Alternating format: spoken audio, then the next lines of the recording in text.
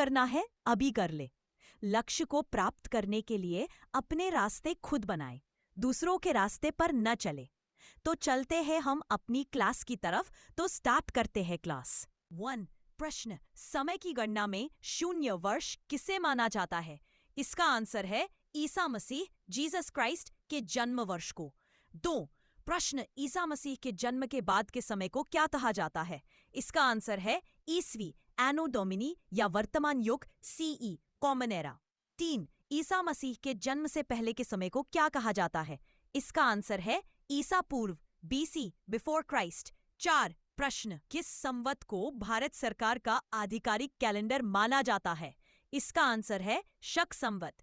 5। प्रश्न, एक शताब्दी सेंचुरी कितने वर्षों की अवधि होती है? इसका आंसर है 100 वर्षों की अवधि। 6. प्रश्न, 21वीं शताब्दी का अर्थ क्या है? इसका आंसर है 2001 से 2100 तक की अवधि। 7. प्रश्न, 18वीं शताब्दी का समयकाल क्या है? इसका आंसर होगा 1701 से 1800 तक। 8. प्रश्न, औपनिवेशिक इतिहासकारों ने भारतीय इतिहास को किन धार्मिक कालों में विभाजित किया था? इसका आंसर होगा हिंदू, मुस्लिम और ब्रिटिश काल। 9. प्रश्न, किस दृष्टिकोण के इतिहासकारों ने दावा किया कि भारतीयों में इतिहास की भावना सेंस ऑफ हिस्ट्री का अभाव है? इसका आंसर होगा औपनिवेशिक इतिहासकार कॉलोनियल हिस्टोरियंस। 10. प्रश्न, इतिहास को धर्म के आधार पर विभाजित करने की औपनिवेशिक पद्धति को किसने अस्वीकार किया? इसका आंसर होगा भारतीय राष्ट्रवादी इतिहासकारों ने। 11. प्रश्न, भारतीय इतिहासकारों के अनुसार प्राचीन भारत का कालक्रम कब तक माना जाता है? इसका आंसर होगा 7वीं शताब्दी ईस्वी तक, क्योंकि तब तक भारत में राजनीतिक एकता थी। 12. प्रश्न, औपनिवेशिक इतिहास लेखन पर सबसे पहले किसने ध्यान दिया? इसका आंसर होगा वॉरेन हेस्टिंग। 13. वॉरेन हेस्टिंग ने 1782 तक 1784 के दौरान क्या स्थापित किया था? 14. कलकत्ता मदरसा का प्राथमिक कार्य क्या था? इसका आंसर होगा हिंदू और इस्लामिक लॉ बुक का अंग्रेजी भाषा में अनुवाद करना। 15. एशियाटिक सोसाइटी ऑफ बंगाल की स्थापना क्यों की गई थी? इसका आंसर होगा भारतीय इतिहास को समझने और उसके पुनर्निर्माण को प्रायोजित करने के लिए। 16. राष्ट्रवादी इतिहासकारों ने ब्रिटिश दावों को चुनौती देने के लिए किन ग्रंथों का अनुवाद किया? इसका आंसर होगा मनुस्मृति और गीता जैसे प्राचीन ग्रंथों का। 17. किस राष्ट्रवादी इतिहासकार ने राजवंशों के इतिहास पर आधारित तानाशाही की कपोल कल्पना को समाप्त किया और गणतंत्र की उपस्थिति पर जोर दिया? इसका आंसर होगा केपी जायसवाल। 18. प्रश्न, किस हिस्टोरियन स्कूल ने आर्थिक कारकों economy and control of resources पर अधिक ध्यान केंद्रित किया? इसका आंसर होगा मार्क्सवादी इतिहासकार। 19. प्रश्न, किस हिस्टोरियन स्कूल ने स्थानीय स्तर पर लोकगीतों और किंवदंतियों का उपयोग करके इतिहास का पुनर्निर्माण किया? इसका आंसर होगा सबाल्टर्न हिस्टोरियन। इतिहास के स्रोत और साक्ष्य प्रश्न, प्राचीन भारतीय इतिहास की लगभग 99% जानकारी हमें किस स्रोत से मिलती है? इसका आंसर होगा पुरातात्विक स्रोतों आर्कियोलॉजिकल सोर्सेज से। 21. प्रश्न, पुरातात्विक साक्ष्य के मुख्य उदाहरण क्या है? इसका आंसर होगा सिक्के, अभिलेख, मृदभांड और खुदाई से प्राप्त कलाकृतियां। 22. प्रश्न, भारत में सबसे पहले जारी किए गए सिक्कों को क्या कहा जाता था? इसका आंसर होगा पंचमार्क आहत सिक्के। 23. प्रश्न, पंचमार्क सिक्कों को तत्कालीन स्रोतों में किन नामों से जाना जाता था? इसका आंसर होगा शतनाम या करशपन। 24. प्रश्न, भारत में सर्वप्रथम सोने के सिक्के किसने जारी किए? इसका आंसर होगा इंडो ग्रीक शासकों ने। 10. प्रश्न, इंडो ग्रीक सिक्कों की क्या विशेषता थी? इसका आंसर होगा इन पर राजाओं के नाम और आकृतियां अंकित थीं। 26. अभिलेख विकास का एक महत्वपूर्ण स्रोत क्यों होते हैं? इसका आंसर होगा क्योंकि उनमें अतिरिक्त जानकारी इंटर एक्सट्रापोलेशन नहीं मिलती है। 27. भारत में लिखने की कला के प्राचीनतम साक्ष्य कब से मिलने चालू हुए? इसका आंसर होगा 600 ईसा पूर्व बीसी से। 28. प्रश्न, वह काल जिसके बारे में हमें लिखित साक्ष्य तो मिलते हैं लेकिन उन्हें अभी तक पढ़ा नहीं जा सका है, क्या कहलाता है? इसका आंसर होगा मध्य ऐतिहासिक काल। 29. प्रश्न, भारत में ट्रू हिस्टोरिकल पीरियड कब से माना जाता है? इसका आंसर होगा वैदिक साहित्य के बाद आर्यों के लेखन चालू करने के बाद लगभग 600 ईसा पूर्व। 30 प्रश्न, वैदिक साहित्य को शुरुआती दौर में किस रूप में संचरित किया जाता था? इसका आंसर होगा श्रुति साहित्य के रूप में, अर्थात सुनकर और मौखिक रूप से। 31 प्रश्न, साहित्यिक स्रोतों में सबसे प्राचीन ग्रंथ कौन सा है? इसका आंसर होगा ऋग्वेद। 22 संस्कृत व्याकरण पर सबसे प्राचीन पुस्तक कौन सी है? इसका आंसर होगा पाणिनि की अष्टाध्यायी। 33 पतंजलि ने अपनी रचना महाभाष्य किस पुस्तक पर लगभग 300 साल बाद लिखी थी? इसका आंसर होगा पाणिनि की अष्टाध्यायी पर। 34 कौटिल्य चाणक्य द्वारा रचित प्रशासन पर मुख्य ग्रंथ कौन सा है? इसका आंसर होगा अर्थशास्त्र। 35 प्रश्न, मौर्यकालीन समाज और अर्थव्यवस्था की जानकारी देने वाली मेगास्थनीज की पुस्तक का नाम क्या है? इसका आंसर होगा इंडिका। 36 किस पुस्तक से प्रथम शताब्दी ईस्वी 1 सेंचुरी एबी में भारत और रोमन के बीच व्यापार की जानकारी मिलती है? इसका आंसर होगा पेरिप्लस। 33 इतिहास। 39 प्रश्न, विश्व संदर्भ में मानव का इतिहास कब से चालू हुआ माना जाता है? इसका आंसर होगा लगभग 20 लाख ईसा पूर्व 2 मिलियन डीसी से। 40 प्रश्न, भारत में पुरापाषाण काल का समय कब से कब तक माना जाता है?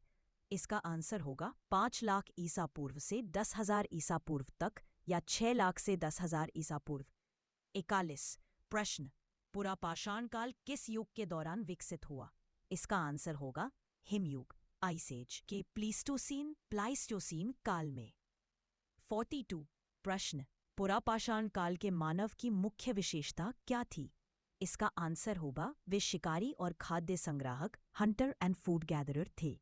44 प्रश्न, पुरापाषाण काल के मानव के उपकरण कैसे होते थे? इसका आंसर होगा साधारण पत्थर के औजार, हैंड एक्सेस। 44 आग की खोज किस काल में हुई? इसका आंसर होगा पुरापाषाण काल में।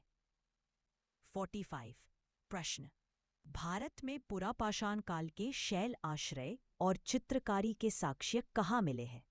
इसका आंसर होगा भीमबेटका, मध्य प्रदेश। 46 होमो हैबिलिस को क्या कहा जाता था? इसका आंसर होगा 47 प्रश्न, होमो इरेक्टस की महत्वपूर्ण उपलब्धि क्या थी? इसका यह पहला मानव था जिसने अफ्रीका से बाहर प्रवास किया। 48 प्रश्न, मध्यपाषाण काल मेसोलिथिक एज का समयकाल क्या था? इसका 9000 ईसा पूर्व से 4000 ईसा पूर्व तक। 39 प्रश्न, मध्यपाषाण काल को किस युग के बीच का संक्रमण काल, ट्रांजिशन जोन, कहा जाता है? इसका आंसर होगा पुरापाषाण और नवपाषाण के बीच का। 50वां प्रश्न, मध्यपाषाण काल के औजारों को क्या कहा जाता था? इसका आंसर होगा माइक्रोलिथ या छोटे पत्थर के औजार। 51 प्रश्न, धनुष और बाण एरो का आविष्कार किस काल में हुआ? इसका आंसर होगा मध्यपाषाण काल में। 52 प्रश्न, भारत में पशुओं को पालतू बनाने का सबसे पहला साक्ष्य कहाँ से मिला है? इसका आंसर होगा बागौर, राजस्थान और आदमगढ़ से। 53 नवपाषाण काल, नियोलिथिक एज का समय काल क्या है? इसका आंसर होगा 7000 ईसा पूर्व से 1000 ईसा पूर्व तक।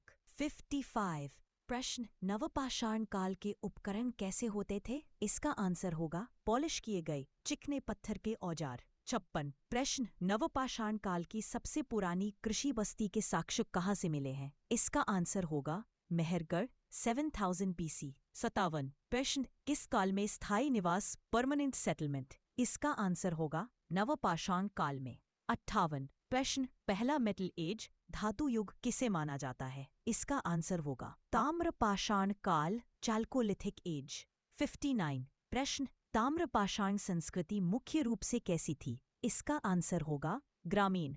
60 प्रश्न, ताम्रपाषाण काल में किस धातु का प्रयोग पत्थर के साथ किया जाता था? इसका आंसर होगा तांबा, कॉपर। 61 प्रश्न, ताम्रपाषाण लोग खेती के लिए किस हल का प्रयोग करते थे? इसका आंसर होगा लकड़ी से बना हुआ हल। मेटल प्लाउ अभी भी सीखना बाकी था। 62 प्रश्न, हड़प्पा सभ्यता का कालक्रम क्या माना जाता है?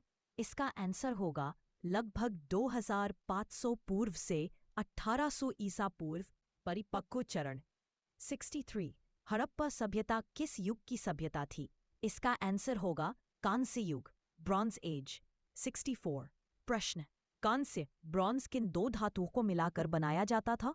इसका आंसर होगा तांबा, कॉपर और टिन। 65 प्रश्न, हड़प्पा वासियों को तांबा कहाँ से मिलता था? इसका आंसर होगा राजस्थान की खेतड़ी माइंस से। 66 प्रश्न, हड़प्पा वासियों को टिन कहाँ से मिलता था? इसका आंसर होगा अफगानिस्तान से। 67 सिंधु घाटी सभ्यता को भारत का कौन सा नगरीकरण कहा जाता है? इसका आंसर होगा पहला नगरीकरण, फर्स्ट अर्बनाइजेशन। 68 प्रश्न, हड़प्पा सभ्यता की नगर योजना की प्रमुख विशेषता क्या थी? इसका आंसर होगा ग्रिड पैटर्न पर बनी सड़कें। 69 प्रश्न, हड़प्पा सभ्यता में घरों और सड़कों का विन्यास किस कोण पर होता था? इसका आंसर होगा समकोण 90 डिग्री पर। 700 प्रश्न, हड़प्पा का सबसे बड़ा स्थल वर्तमान में कौन सा है? इसका आंसर होगा राखीगढ़ी, हरियाणा। 57 प्रश्न, मोहनजोदड़ो में मिली सबसे प्रसिद्ध संरचनाएं कौन सी है? इसका आंसर होगा विशाल स्नानागार और अनागार। 57 प्रश्न, हड़प्पा का एकमात्र शहर जो 3 भागों अपर, मिडिल और लोअर में विभाजित था, इसका आंसर होगा धोलावीरा। सिंधु घाटी सभ्यता का महत्वपूर्ण कृत्रिम बंदरगाह डॉकयार्ड कहाँ स्थित था? इसका आंसर होगा लोथल, बोगवा